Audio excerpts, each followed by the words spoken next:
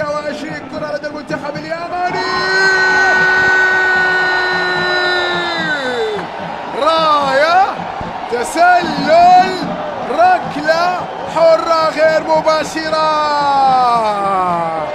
كاد أن يأتي الفوز التاريخي للمنتخب الياباني، لكن راية تسلل على هارون زبيدي، ركلة حرة غير مباشرة. فرحة كبيرة ربما كانت لدى المنتخب الياباني.